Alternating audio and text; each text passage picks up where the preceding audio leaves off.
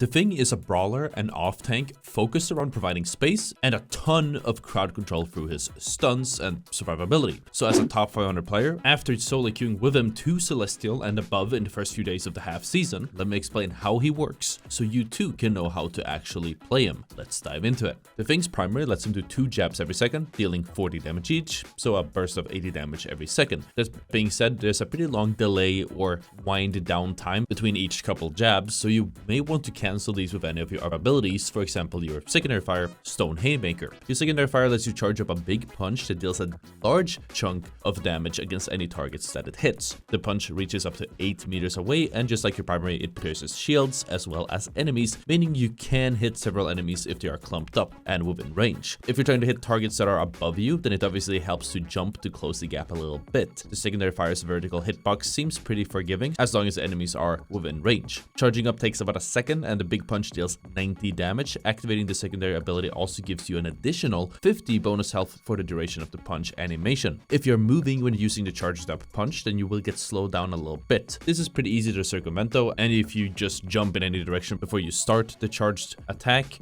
then you will still keep that speed as well as get launched a little bit forwards when the punch finishes. Since the punch itself gives some momentum, it will also stop any current momentum that you have. For example, if you are taking a jump pad while charging the secondary fire, then it will stop you midair as soon as the punch lands. This has some niche uses and is very good to know about if you're trying to hit any targets that are midair or if you're taking out a jump pad. While the secondary fire can be a great tool to weave with your primary, as many others suggest, I did run the math and found that while weaving is pretty optimal, being the second or I guess third time to kill against a squishy target, it still places behind just holding down your primary fire the entire time. So in short, if you're fighting a target who is right in front of you and within range the entire time, then holding your primary fire seems to be the way. If you're fighting a lot of targets with varying ranges, or if you're fighting a target that keeps moving around and you don't think you can consistently hit them, then you might be better off weaving in the secondary fire as well. If targets are farther away or keep running away from you, then it is usually safer to go for the secondary fire, because while there is an optimal way to do this, actually hitting your attacks is a lot more optimal than not hitting them at all. In my opinion, figuring out when to optimally use either your primary or secondary makes up for a huge part of the Thing's kit, at least mechanics wise, but hopefully these suggestions will help you onto the right path. Additionally, the secondary fire adding 50 bonus health is very valuable if you're trying to poke enemies for some more damage. Just punching to poke before engaging whittles them down a little bit while giving you some ult charge, with their return damage mostly chipping away into your bonus health rather than your actual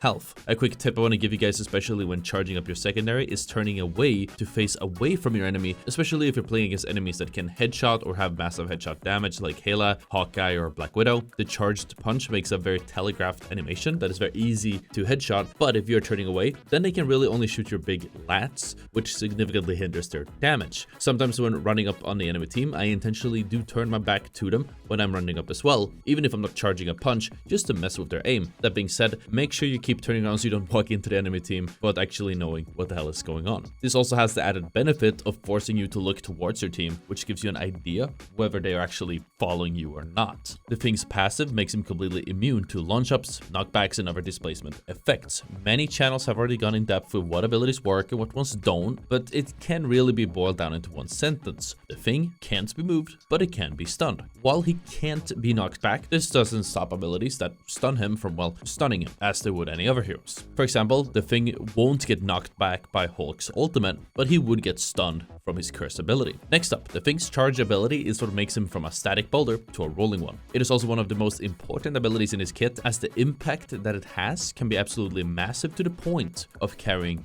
games. Activating the ability makes you start charging forwards, knocking up any enemies that are touched during the charge. At the end of the charge, whether you cancel it yourself or you run to the maximum range, the Thing slams down, which knocks up surrounding enemies, deals additional damage, and leaves an area on the ground that stops enemies from using any movement abilities for the next few seconds. Many may know that he instantly gains an additional 200 bonus health when activating this ability, but what many don't know is that you also become completely unstunnable during the charge. So yeah, normally you can't be displaced, but you can be stunned, but during the charge, you can't be stunned at all. Pretty solid, right? You can turn around with your left and right movement keys, or I guess movement sticks on controller, and as you keep turning one or the other way, this lets you gradually turn a little bit faster up to a certain point. The movement is a bit floaty, so it helps to have a plan of what you want to do ahead of time to actually hit what you want to hit. Whenever I use the ability, I usually have an idea of what the enemy wants to do and know what I want to accomplish with the charge, and then what route I need to take to do that. The charge lasts for a lot longer than it feels like it should, and in most cases, you are better off keeping the charge active for as long as possible rather than canceling it early, even if you need to take an additional turn to keep it active. There are many really cool things that you can do with the charge. First, the charge can knock up and deal damage to the same enemy over and over again. This means that if you catch an enemy, then you can keep hitting them by rotating around in a circle. You can also keep rotating around certain objectives, like the payload or some type of cover, to knock any enemies up that dare get too close. Secondly, the charge isn't interrupted when you hit any wall or obstacle. This means that if you manage to catch an enemy up against a wall, then you can just keep running into the wall while they keep getting knocked upward or are unable to move. Additionally, I found that it's much easier to turn if I slam straight into a wall and turn rather than going for a full turn. Third, if you run the charge over a jump pad, then the charge remains active, meaning you move faster as you soar across the sky than you would otherwise. You could use this to take certain high grounds or even harass flyers out of the sky. It probably helps to know that you can also activate the slam at any point, even when you are midair, in which case the area that stops movement actually ends up in the sky instead. With that in mind, it's worth noting that while using the slam normally stops you from moving, there's actually a tech that I ended up finding when I was just playing around with this guy. If you charge over an edge and activate the slam while midair, at least 5 meters above the ground, then you do not take any movement slowdown or penalty. This means that you can stop the charge after going over an edge and keep moving forward without that brief stop.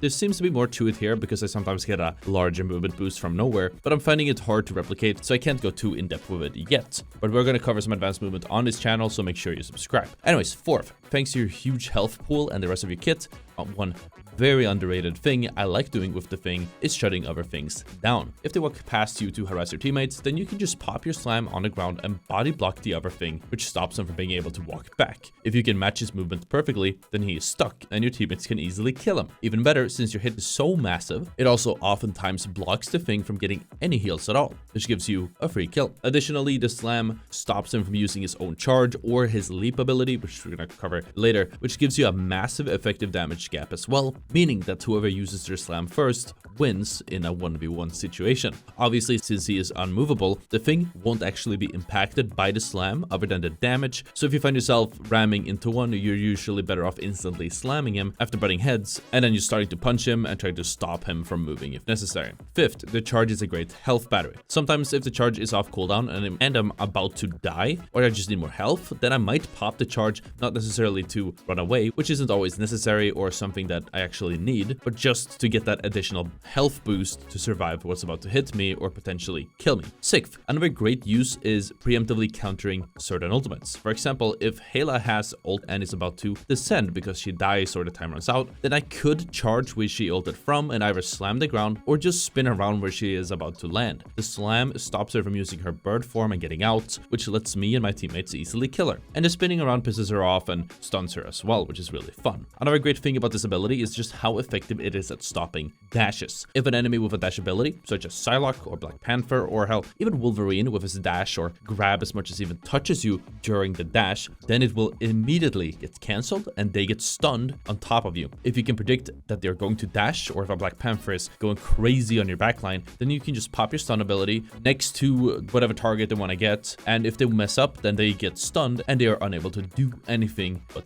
die. Also, just a quick mention, I really suggest going into the settings and changing your charge ability from toggle to hold. This lets you pop it instantly, which gives you the ability to instantly slam the ground when you need it. Just keep in mind that if you activate your slam after hitting an enemy, then it will get twice the vertical compared to just you hitting or slamming them. Thankfully, that puts them at the perfect timing to start charging a secondary right after, which hits them right when they land. This also opens up a great combo that bursts down squishies really fast. In order to do this, all you have to do is use your primary or secondary first, cancel the wind down animation after it's done damage with an instant slam, and then line up your secondary fire and then just hit them again until they're dead. Also, something I didn't mention is that the street charge has an incredibly high destruction damage charging into a wall will break it after a brief moment. The slamming will break any nearby walls, bridges, or whatever you want to get rid of instantly. If you're trying to take down a whole wall, then you actually don't even need to touch it, but you can just run next to it and have the whole thing break just from being within range. The charge can also be combined with your ultimate for a very long stun, but more on that one later. The thing can also jump towards a teammate of choice up to 20 meters away, applying an active 30% damage reduction to him and the teammate for the next 3 seconds once he lands. You can have 2 charges of this ability at a time, and it can be activated with a few seconds of cooldown in between. The damage reduction can be cut short if you hit something on the way. This can be done intentionally by activating your ability when the teammate is above you and there is a ledge in between you, and in some cases if they are even below you. The point is, if you somehow get blocked on the way there, then you will stop midair, but still apply the damage reduction. It's a very niche technique, but it can be valuable if you need to give yourself or a teammate the reduction without you repositioning yourself, either because you don't want to leave your post or because going to your teammates could lead to instant death. The leap ability is pretty great as an animation cancel, and it can be used at any time after your other punches or abilities. You can also start charging up your secondary fire mid-leap, and there's never really any reason not to. So you definitely should make that a habit when jumping teammates that are near enemies. What I like about the leap ability is just how versatile it is and the amount of value being unmatched. It really has no limit in how it can be used, but there are a few use cases that really stand out. First, obviously, jumping to your teammates to save them is pretty valuable, but just jumping to your teammates that are being targeted will give them a very noticeable damage. If a teammate is being dove, then just jumping on them with your leap will instantly give them a lot more survivability. It ruins breakpoints against combo characters such as most divers, and most importantly, they now have to deal with a big chunky thing in their face. You can even follow this up with a stun to stun lock the divers and turn them into easy kills for your teammates. Second, you can use the dash as a way to get out of a sticky situation. Whenever I am frontlining, or if I'm extending past the frontline to harass the supports, then I always try to make sure I am within range, and this is important, line of sight to the rest of my team. After I've gotten what I want, if that's a pick or more, or if the heat just gets too high, then I can instantly swipe my aim backwards and hit the ability to dash back to my teammates. The teammate hitbox is very huge and very forgiving, so as long as you're looking towards them, then you will jump back towards them. I also want to mention that dashing to teammates is good, but dashing to flyers is a lot better. Either as an engage or disengage, you go surprisingly high when using it, and it seems like you can retain some momentum and you can follow it up with a charge if you really want to engage or get more distance after. Third, this sort of goes hand in hand with divers, but it's worth mentioning. I've made a habit of using the ability on high priority targets during certain ultimates. For example, if my cloak and dagger uses their ultimates, then by dashing to them, this 30% damage resistance will block most levels of a Magneto ult, as well as a, say, Hawkeye headshot, effectively making my cloak and dagger uncounterable. It also helps with other high impact ultimates. For example, if soloq uses her ultimate, it suddenly requires 3 hits to kill a squishy rather than 2. If I'm in a circle as well, then she gets even less value, and if I am charging, then a lot of her damage just goes into the bonus health anyways. For bonus value, try to lead a charge into the middle of her circle by the time it finishes to instantly stun her when she comes out of the circle, or just slam down and she won't be able to dash out of the way. Speaking of ultimates, I've made a habit of using the leap on one of my teammates when they're using theirs. For example, if Punisher or Star-Lord is going for an ultimate, then I leap to them to give them a little bit of damage resistance.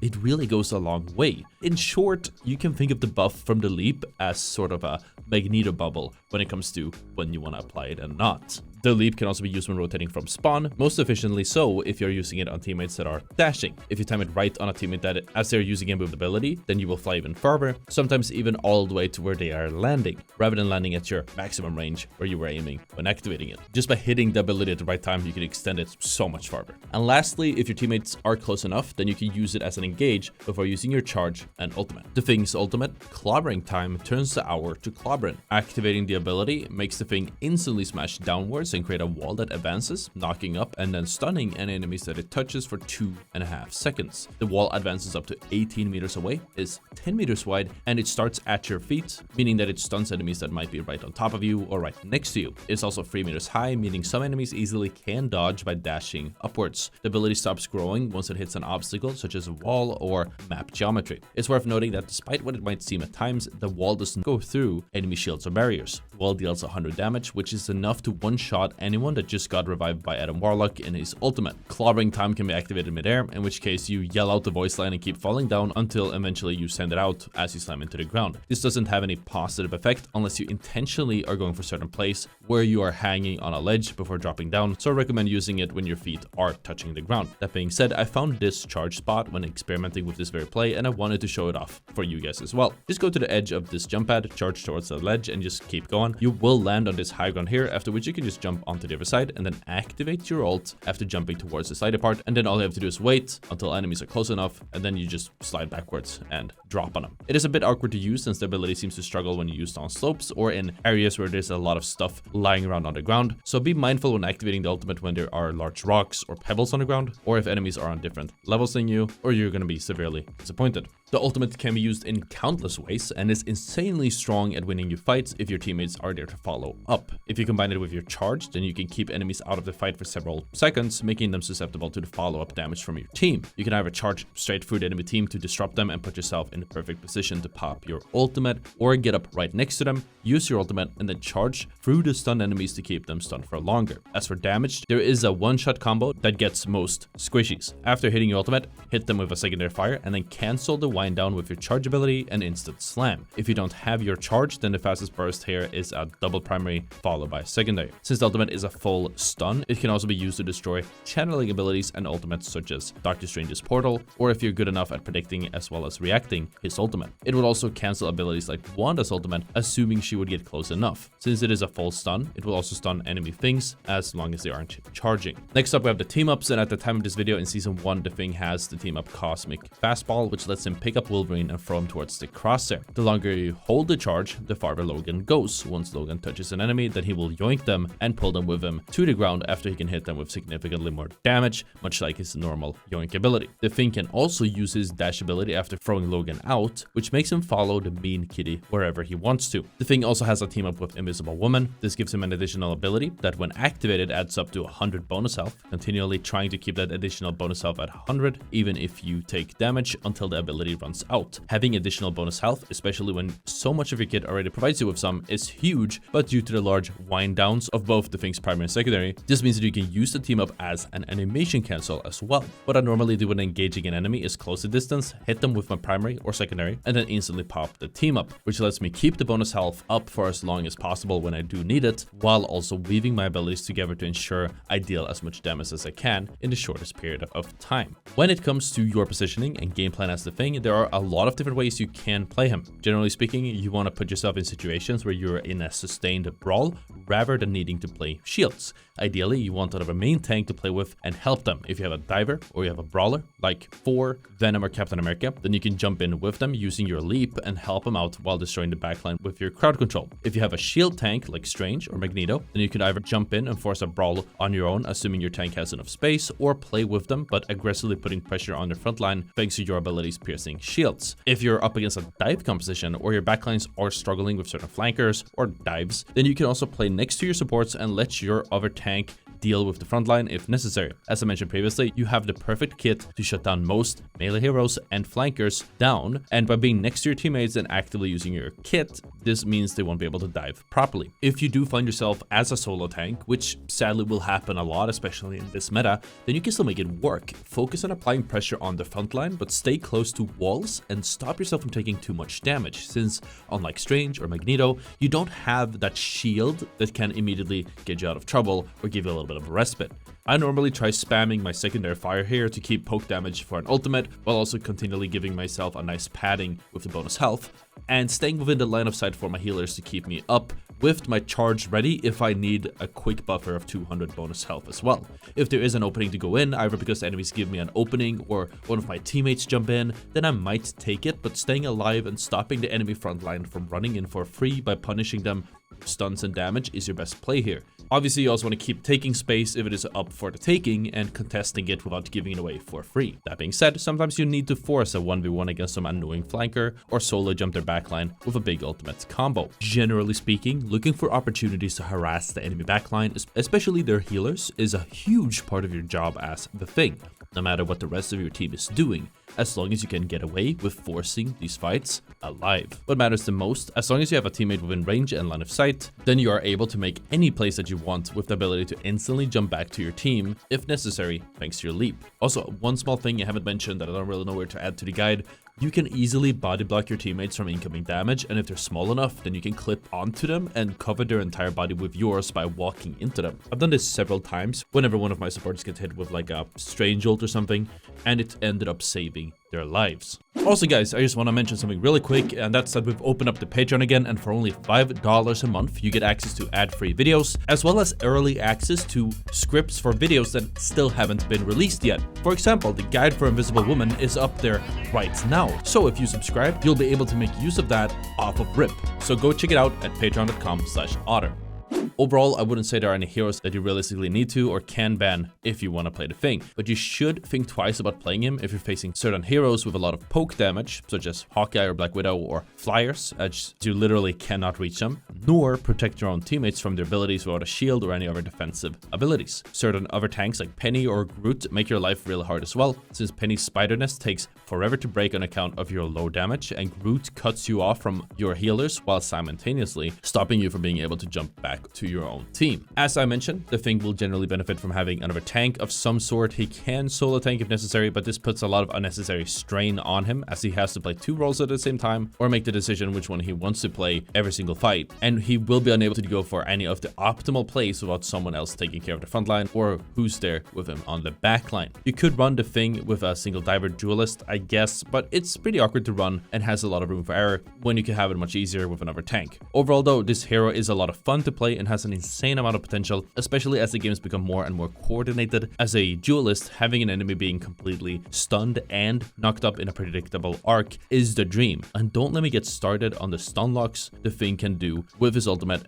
and spinning around with his charge. While people aren't really utilizing these strats yet, I can definitely see it happening in pro play, which eventually trickles down into high ranked. So just saying I called it here first. Anyways, that was it for now. If you guys are interested in seeing my grind on the Thing from Bronze to Grandmaster and maybe even Celestial soon in one stream, check out the video on the screen. Thank you so much for watching, and I'll see you all next time.